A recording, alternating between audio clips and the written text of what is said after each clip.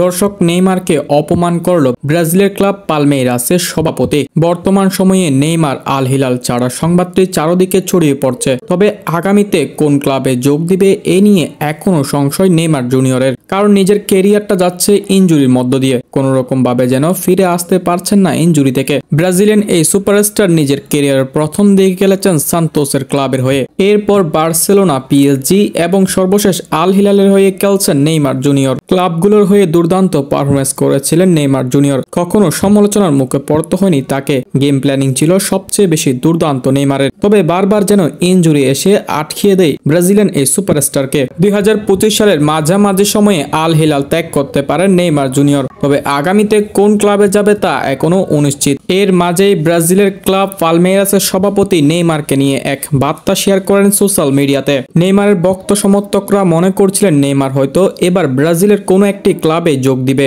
যার কারণে ব্রাজিলের ক্লাব পালমেইরাসের সভাপতি এই বিষয়ে এসে বলেন নেইমার পালমেইরাসে যোগ দেবে না। এই ক্লাবটি কোনো চিকিৎসা বিভাগ নয়। আমি এমন কাউকে চাই না যে অবিলম্বে যোগ দিতে আসবে যিনি আগামী ম্যাচগুলো খেলতে পারবে না। আমি এমন কাউকে যোগ দিতে চাই যে সবসময় মাঠে খেলতে পারবে। দর্শক, নেইমারকে নিয়ে এমন উক্তি দেওয়ার প্রধান কারণ হলো নেইমারের ইনজুরি। নেইমার ইনজুরির কারণে বেশিরভাগ সময়ে মাঠের বাইরে থাকেন, ফলে নেইমারের ইনজুরি নিয়ে এমন কটূক্তি করে কথা বলেছেন ব্রাজিলের ক্লাব পালমেইরাসের সভাপতি। দর্শক, আমি ব্যক্তিগতভাবে চাই নেইমার যাতে এই ক্লাবে না যাক। নেইমার এই ক্লাবের কথা কোনোরকম ভাবে স্মরণ না করুক। যে ক্লাব নেইমারকে সম্মান দিতে পারে না, একজন লেজেন্ডারি প্লেয়ারকে যে ক্লাবের সভাপতি সম্মান দিতে পারে না, ওই ক্লাবগুলোতে লেজেন্ডারি প্লেয়ারগুলো ছোঁয়া না লাগায় সবচেয়ে বেশি শ্রেয়।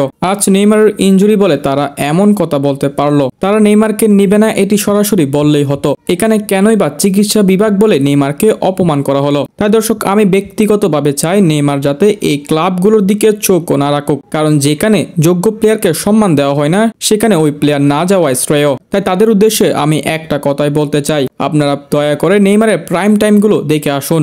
আপনার দলের বর্তমান 23 জনের স্কোয়াড বিক্রি করে দিলেও নেইমারের মতো একজন প্লেয়ার পাবেন না যে সময় নেইমারের প্রাইম টাইম ছিল। হয়তো এখন ইনজুরির কারণে একটু জটকে গেছে নেইমার, তবে এই লেজেন্ডারি প্লেয়ারগুলোকে অবশ্যই সম্মান করা উচিত। এভাবে ফ্রেন্স কনফারেন্সে কটূক্তি করে কথা না বললেও চলতো।